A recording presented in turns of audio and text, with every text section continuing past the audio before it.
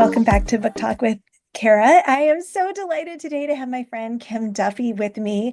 We have been writing friends for a number of years now, but really connected over a small writers retreat that we did kind of in the middle of COVID, where we all got together and did a brainstorming retreat here in my hometown. And that was so much fun because we got to connect on a level that when we're at conferences and stuff, we don't always get to do. But before we dive into everything, do you want to take just a moment, Kim, and share just a little bit about yourself and your writing? Yeah, so I'm Kimberly Duffy, or Kim Duffy if you're reading my contemporary. I use a little bit of a switch with my name to differentiate those. I have mostly historical women's fiction books out. I have four of those with Bethany House. And then I just indie published my first rom-com, so contemporary romance. Totally different from the other books that I've written. And I was just telling Kara, it was definitely, I needed to write this book for my own sanity. Like God used the writing of this book to like heal a piece of me. But yeah, I live in Cincinnati, outside of Cincinnati. I'm married 25 years. I have four kids. I homeschool, I cook, I write, and that's pretty much all I do because I don't have time for anything else. I love it. And there's just like some of the things that we have in common. I homeschooled for a long time. You homeschool your kids.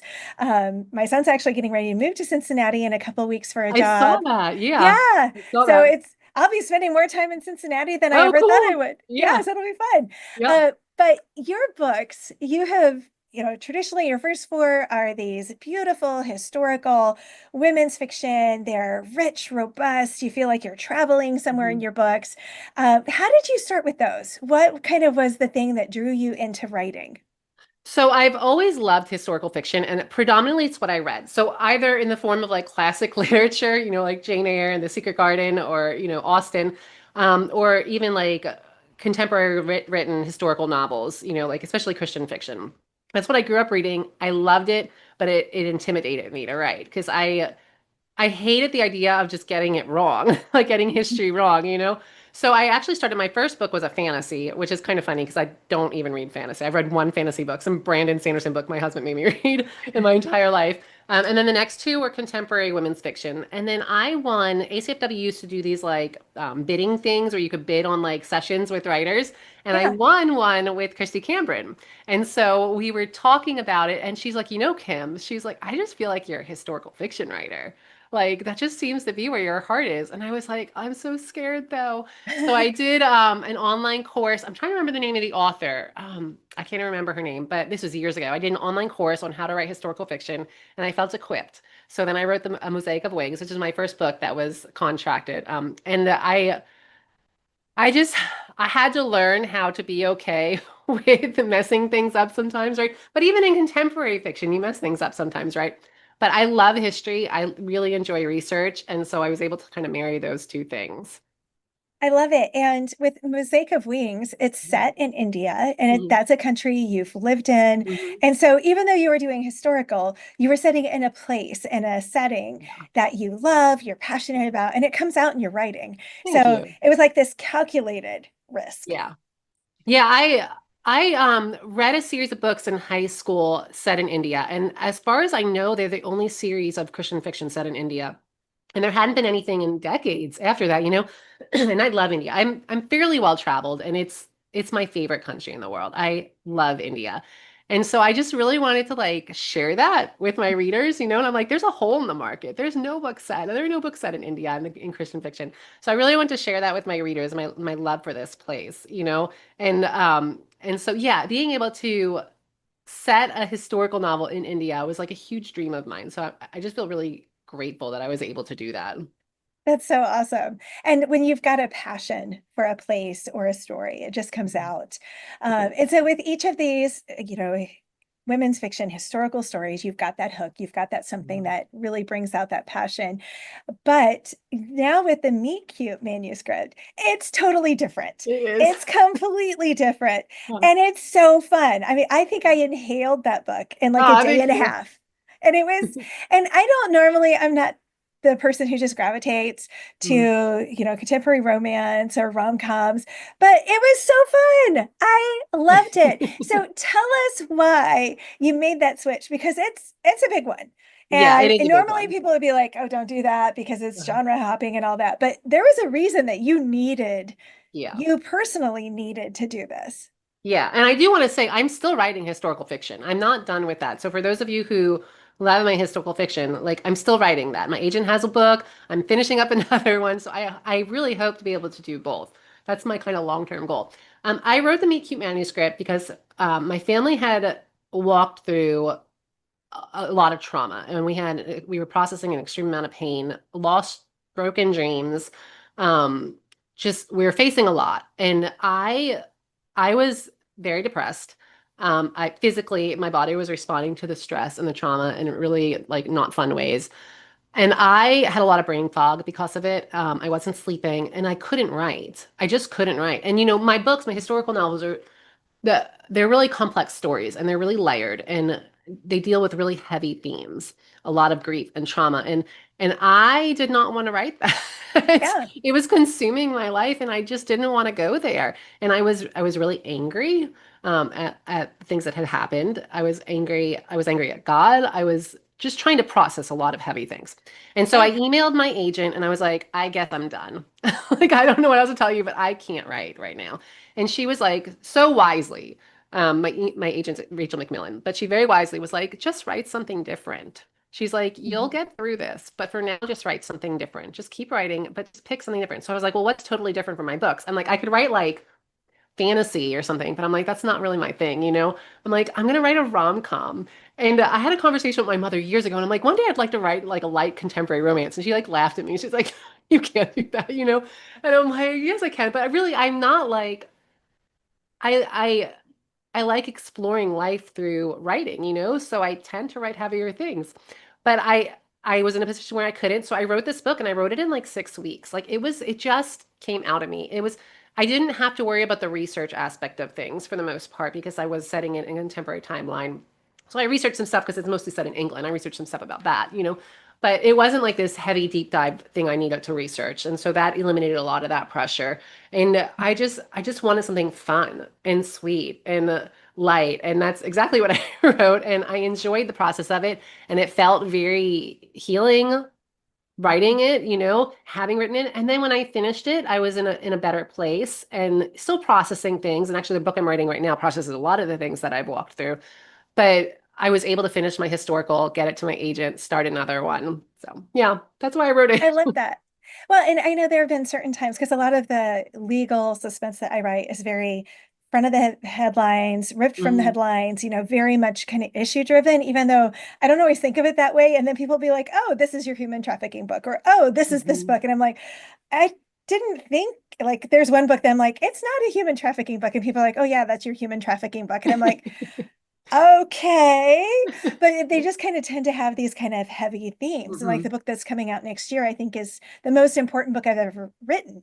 It's also one of the hardest books I've ever written. mhm. And so right now I'm like, I just want to write something light and fun because Yeah. I can't go back into this really deep, heavy, Mhm, dark space after having done that. And I intentionally went there because I knew that's what this book had to be. But sometimes we just have to be like, okay, now what? And yeah. you can't always live in those spaces. They're important and if that's what the story calls for and that's where you feel like God's taking you, you have to do that. But then sometimes Yeah. we're just like, okay, I got to breathe. I got to take that Yeah. breath. And so for me, it's usually been like a Christmas novella where then Hmm. I'm like, okay, now we're going to do the You've Got Mail at Christmas time or something The like best time that. of the year to do it, right? Exactly. There's usually a body or there's a mystery or something because I'm still me, Uh-huh. but it's just I can't do the heavy issue. There's got to be something like kind of light and fun in it. Yeah. And so I totally get that feeling where you're just like, okay, I have to take a breath. And I Hmm. think it's so neat how doing that, giving yourself that freedom, then unlocked Hmm. the other part. And so Yeah. that's really fun. So tell us a little bit about this book, the Okay. Cute Manuscript, Yeah. because it is set in England, which is fun, Mhm. but it's not British. It's Right. just kind of this fun amalgamation. Yeah. So it's about an American writer. She writes Regency romance novels that have exploded. Like Netflix has made shows and movies, and she They're just becomes this like, everywhere. yeah, I like Bridgerton, right? But like, she says like teenagers can read it, so mothers love her. But yeah, she just becomes extremely popular, very successful, kind of this media darling. She's dating like the heir of a restaurant, business mogul. And she has a very public breakup and very publicly loses it, And so she finds she can't write romance. Like she just doesn't believe in it anymore. And everything that comes out of her is like, and the fun thing about this book is you're following along her writing her novel. So you're reading Men about suck. Romance is a thing of, it doesn't exist. yes, Oh, and you wait, I'm see writing a that. You see romance. you see that on the page. You see the evolution of her book. So as she starts to heal and falls in love again, you see her story evolving, and you see her characters like Yeah. making different decisions and falling in love. But her pen name is Georgina Justice and her real name is Frankie Brown. And so her agent who she met in New York when she first went to New York from Ohio years ago is also her best friend. Her literary agent's like, "You have a deadline, you need to finish this book and I'm sending you to England." And she's like, "What?" And so her agent arranges for her to stay in this manor house in England, kind of like her characters would. And Georgina's background is on the stage. And so she basically method acts her way through this book. And so she ends up in this manor house with a very grumpy British Viscount who does not want things to change at all. And she's just like, history's for everyone. you know, They they're are very so different funny. I mean, it's your grumpy sunshine yeah, trope. Grubby Sunshine for sure. Yeah. And she was a really fun character to write. She's just very quirky, uniquely herself, like wears like vintage inspired clothes and high heels and she's just very bubbly. He was fun to write for a different reason. And he's like super interested in like historical Warcraft and trebuchet. Yeah. Which, by the way, my husband's been asking me to put a sword or a trebuchet in one of my books for years, and I'm And just you're like, like, it's here not you that go, type of honey. book. Yeah, so this And was by for the my way, husband. can you make the cover for me? Yes, yeah, exactly. This is my first book dedicated to my husband for that reason. It's my first romance, so I was like, I think I'm going to dedicate my first romance to my husband. But he also gave me the idea of the trebuchet, so um, it was super fun. There's a lot of quirky sort of things like there's a chapel without walls that was inspired by a chapel I saw when I was in Lisbon. There's a skeleton in the wall. There's just all these buildings. There's like castle ruins. All the things I love about history, are in there, and they're a lot of fun. Yeah, I mean, it's like you threw every gothic element into this rom-com in Yeah, this fun way, but it made sense because he's trying to get her to leave. And she's like, yeah. you can't scare me. I'm having too much fun. It was hilarious. Thank So, you. I mean, it was so much fun to kind of imagine all of this playing out. It would make such a fun movie, such a I fun. think so too. I mean, it would. So, who would you imagine as playing the two main characters? Well, and the sister, because the sister is a hoot. Yeah. Oh my goodness. I don't even, I know writers sometimes think about that, but I Yeah. never think about who would you imagine? Oh gosh. Oh, you know who I would imagine for Georgina? What is her name? I'm never going to remember her name. She's like a shorter actress and kind of has like reddish hair, and she's in a lot of those like rom-com movies. She's the cutest Yes, thing. that's who I'm thinking of, but I can't think of her I can't name. think of That's her name exactly either. who I'm thinking Probably we're of. thinking of the same person. I Someone's think she gonna would leave be a comment. perfect. Oh, you guys are crazy. It's this person. We're gonna be like, yes, that's exactly who it is. You know who I'm talking about. Yeah. Yeah. I can't remember her name. I'll never remember it. Yeah, it'll come back to me at some point, but Yeah. If probably I at two think about o'clock it, this morning. I'll go on the video and I'll post it. There you go. So when you think about all of this, you said you've been writing for a while and all that. When did you first go, I think I want to be a writer? Is it something that you grew up writing, Mhm. or is it something that there was like this moment when you're like, I think I'm going to try writing a book? Well, I've always loved books. I'm an anomaly in my family. Like I love like my parents didn't read, some of my siblings read later, but I'm the oldest. I've always loved books. And then when I was 12, I went into my junior high. They had like a store, and they would sell like these binders and stuff. And I bought a lime green binder. I still remember this thing. I bought this lime green binder. I think it was in sixth or seventh grade. And I filled it with loose leaf paper and I was like, I'm gonna write a story. So I wrote my first story. And I just never stopped. And I just kept writing and writing. And I didn't consciously decide ever that I wanted to be a writer. I just knew I was going to be a writer. Like there was never really anything else. I considered archaeology for a little while, but there was just never anything else for me. I never considered anything else. So I just knew that this is what I wanted to do. This is what I was going to do. I think probably around 15 or 16, I read what's it called? The Mark of the Lion series by Francine Rivers. Mm-hmm. I loved that series. I read it. I read the entire series front to cover like 6 times in a row. Oh, I think my wow. entire like 10th grade year was Mark of the Lion. And then that like birthed in me like this love and obsession with ancient Roman history. So I like devoured every book on in the library. Yeah. But That's I probably think I when you're like, I'm going to be an archaeologist. yeah, like yeah. But like I think at that point I was like, yeah, this is what I'm gonna do. But even before that, I was just like, this is what I do. That's awesome. I love that. And like I remember in third grade writing Toad and Frog stories. And I still have that journal that they gave You? us. Yes. I mean, we had to write every day in school, and I must have been reading Toad and Frog or whatever. And so I was writing my own stories to go with them. Ah. But yeah, it was in high school that I really was like, okay, I'm going to write. Hmm. I'm going to do this. But then life takes over. And so Yeah. then I had to come back around to it. Yeah. Um, so if you could go back to that younger self, or when you were like, okay, I'm going to start writing these books, Mhm. and you were trying fantasy and then that next genre before you found historical, what would you tell yourself? I would tell myself to develop grit because it's not easy. Yeah. It's just not an easy thing. It's not an easy thing to do. First of all, it's really hard to write a book. And just publishing in general is not an easy industry to be in.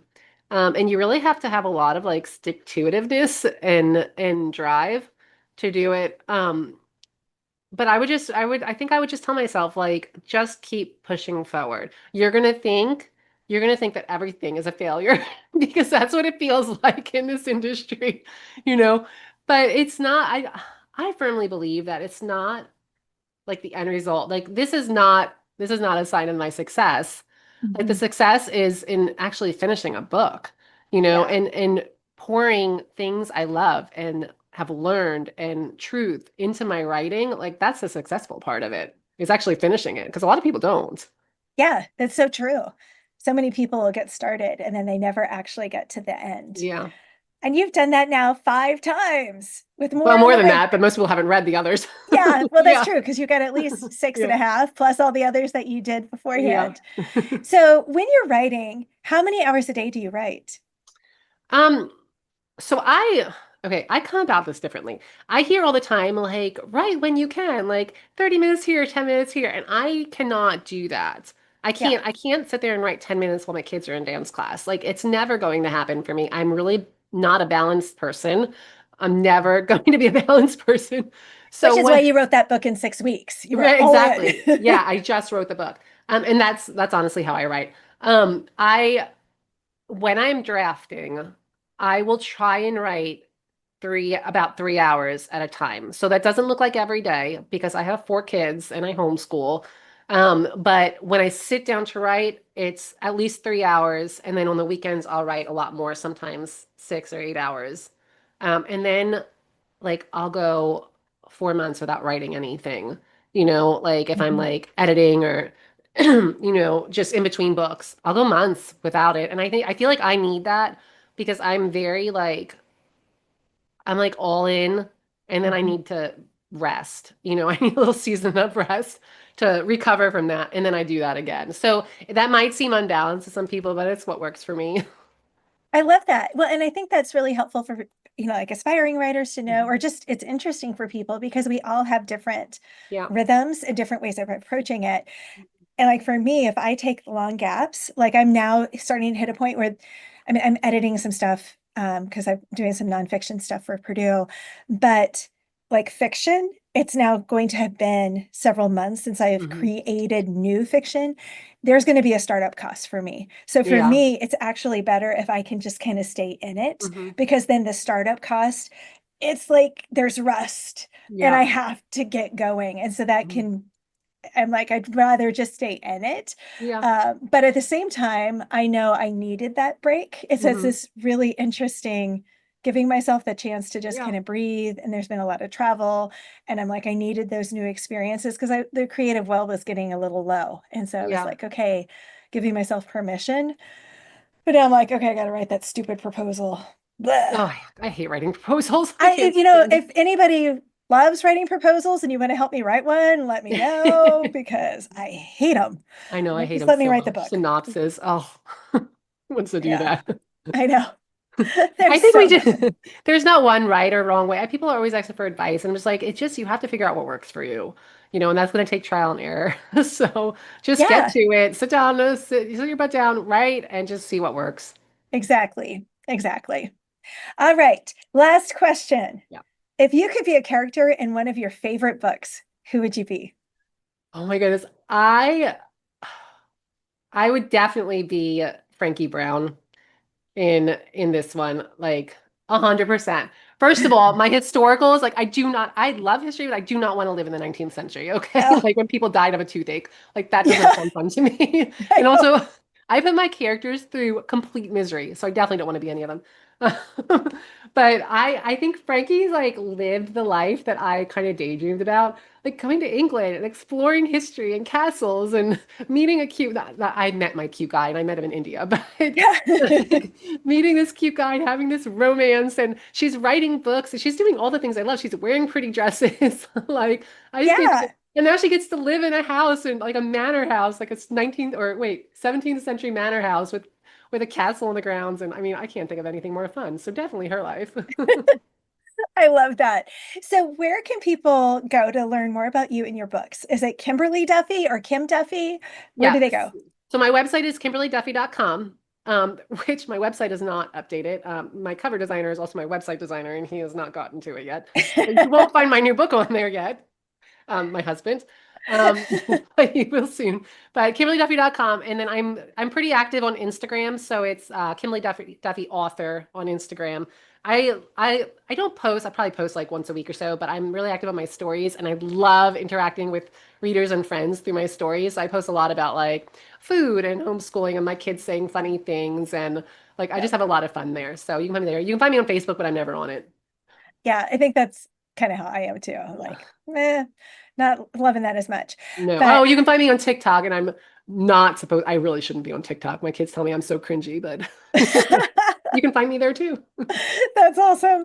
All right. Well, thank you so much for joining me today. Yeah, It was so good to catch up and it to was learn good to catch up. about the Meet Cute manuscript. Thank you.